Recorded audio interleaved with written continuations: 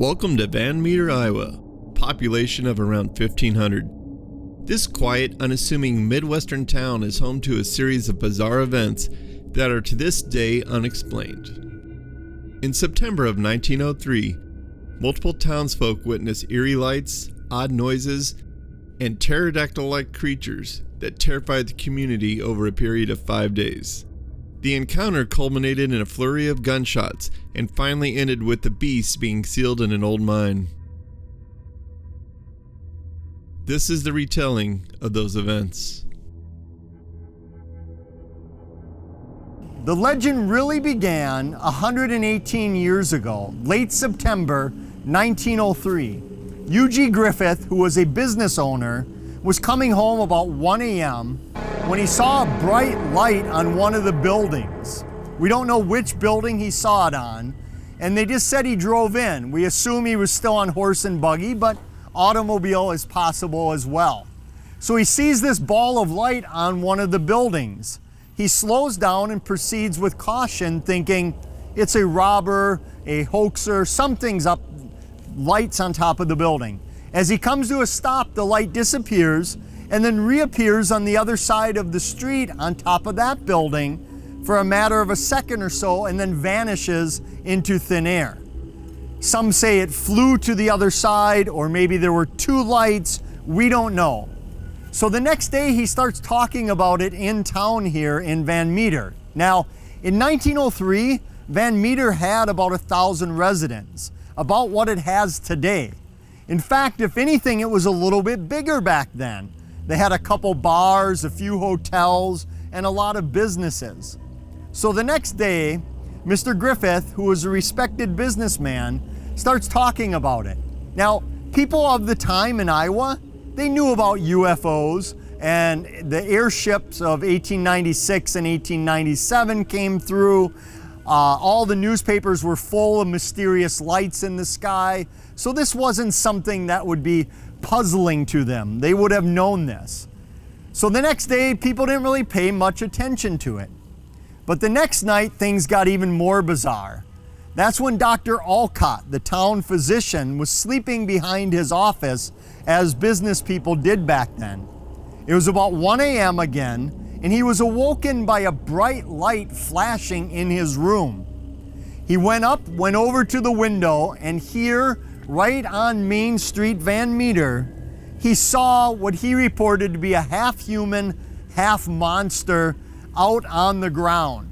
8 feet tall, giant leather bat-like wings, and a horn on its forehead that was where the light was supposed to be coming from, shining bright in the dead of the night. I have to give Dr. Alcott credit. He didn't just watch this giant bat-like creature. He grabbed his gun, which the newspaper said was of immense proportion, came out and blasted it 5 different times at close range. It must have had no effect, so he saved the last bullet and barricaded himself in his office until the safety of daylight.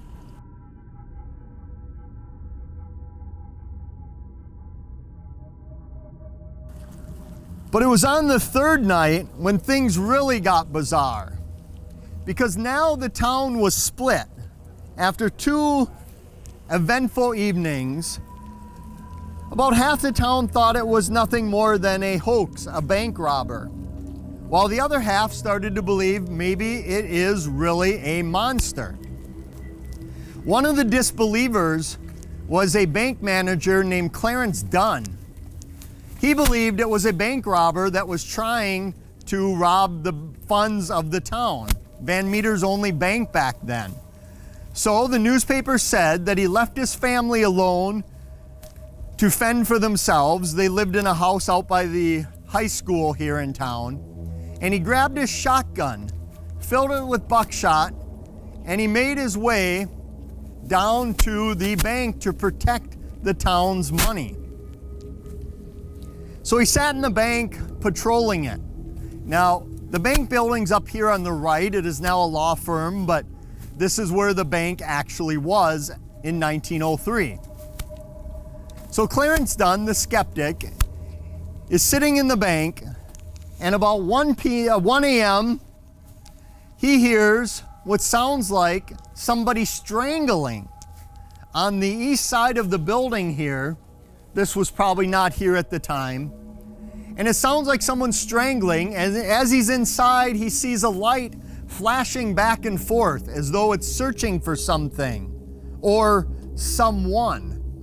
Behind the light, he can see a gigantic bat-like creature staring at him.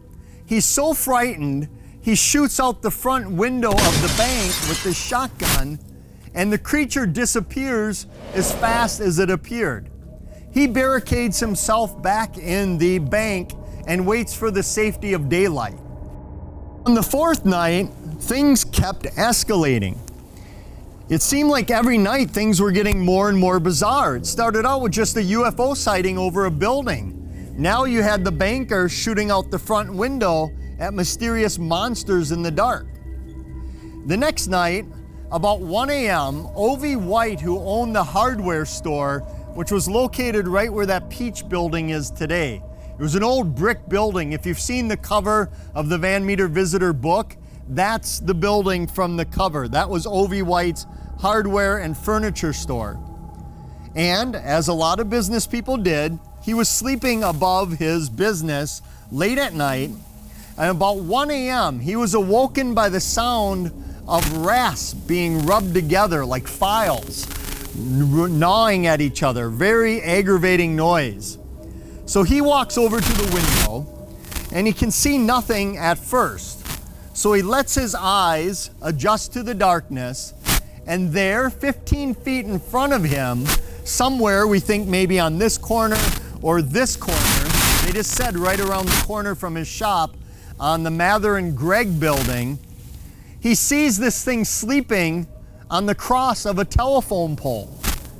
So he took deliberate aim. They said he was a crack shot, and he fired at this beast hoping to kill it. But instead, it seemed like he just woke it up from its slumber. The thing focused its light immediately on Ovi White in his window. Ovi White said it released some odor that erased his memory. He has no recall as to what happened after that weird odor hit him. Those of you who are interested in UFOs might equate this with missing time or a screen memory or not having an idea what happened after this odor hit him.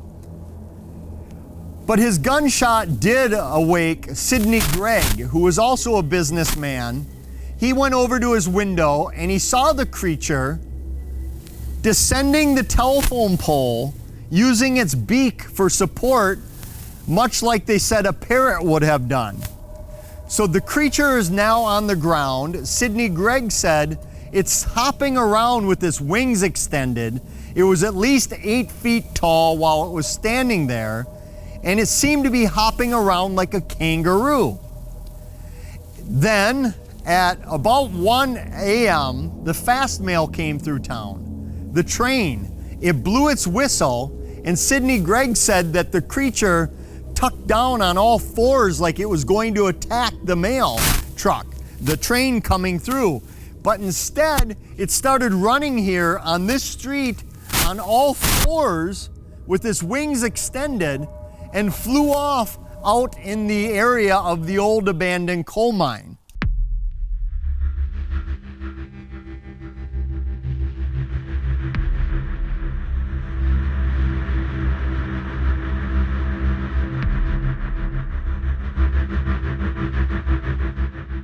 So now we're on the fifth night, the fifth and final evening. They believe it's coming from an old abandoned coal mine. At the time, the coal mine had been shut down for some years, and it was a big coal operation. They had train car after train car leaving every day with coal here in Van Meter. And you can't see it in the darkness here, but there's still some remnant buildings of the brick and tile factory, which was right next to the old abandoned coal mine. There, they had crews working 3 shifts a day, 24 hours, making the brick and tiles.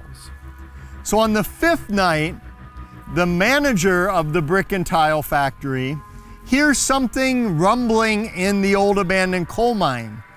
He had been hearing it apparently for several days, so he decides to go over. And he walks over, and he heard what sounded like Satan and a regiment of his imps coming up from hell to wage battle on the town, according to the newspaper. So as he's there with some of his men, this creature comes up again, the visitor. But now there's a twist, like a great Hollywood cliffhanger. There's a second one with it, a much smaller version of the same creature, whether it was the offspring or the female gender of the species, we don't know, but now there's two of them, and they fly off.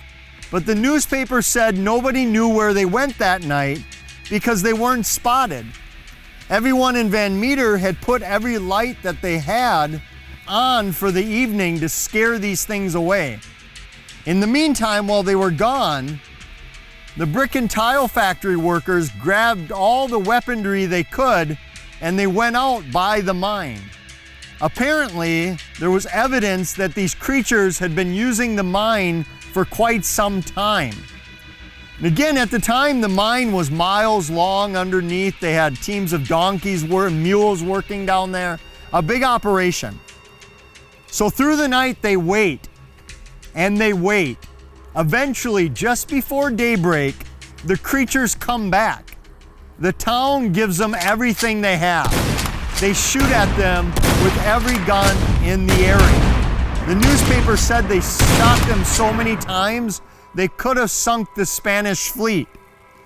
But whether these were the worst shots in Iowa, or these things were impervious to their weapons because outside of making hideous noises after being shot and releasing more of that mind-altering smell, the creature simply descended back into the coal mine.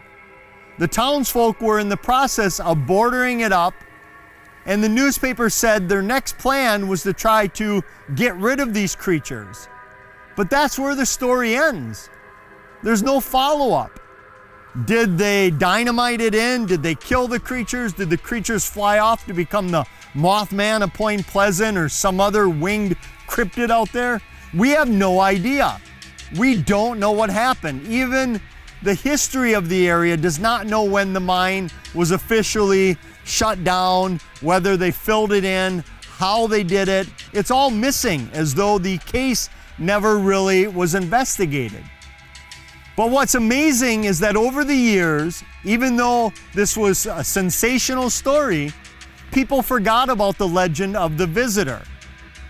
But the place was thought to be haunted because teenagers mostly would come out here believing that the place was cursed or haunted. They would come out and see shadowy things moving about, bricks thrown on their own by some unseen force. But because they didn't know the legend of the visitor, they blamed it on just being a haunted area. Eventually, some even referred to it as a brickyard haunting or brickyard creature out here. So that's where the story ends up, leaving us with more questions than answers.